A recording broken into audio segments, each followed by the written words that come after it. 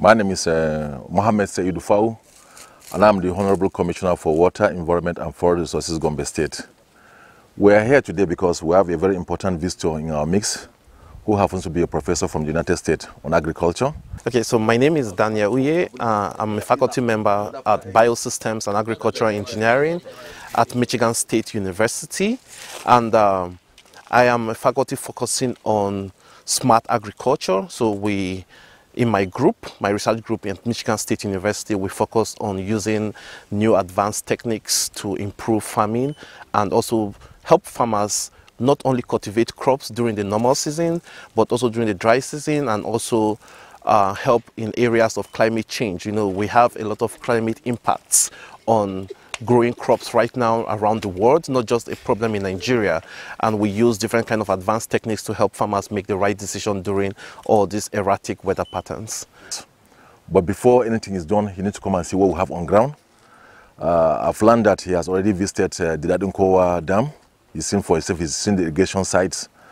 But it's always good. We have our own dam in Gombe, which is the Balanga Dam. And that's why we're here this morning, to take him around.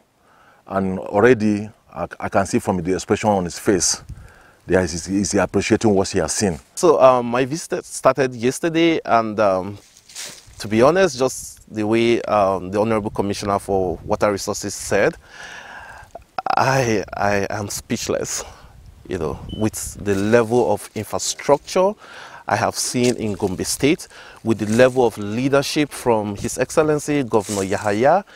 I say that Gombe State is very lucky to have the governor at this time, because all from the projects I have seen that he's executing here in Gombe State, he is not focused on now. These are projects that generations to come, centuries to come, would look back and ask who did all these things. Since the coming of the administration of His Excellency Muhammad Inuha Damajon Gombe, he sat me down. He said, okay, we cannot continue with the status quo, because what was happening was unorganized, and it's like, will I say, it was not properly cultivated.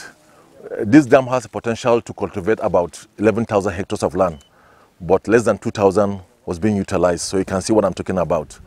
The dam has its own challenges with respect to the canal. The canal is about 15 kilometers, and only 5 kilometers has been concretized. So the remaining 10 kilometers is not. So the flow of water is very slow. And as I'm telling you now, with the effort of His Excellency, the agricultural project this year are going to commence the restoration of the canal. The remaining 10 kilometers that have not been concretized, they will ensure that the concrete has been put there. And what that means is that if it takes like almost a whole day for water to flow from the dam to the command side where the irrigation takes place, now it will just take some couple of few hours. And what that means again, we have more land to cultivate.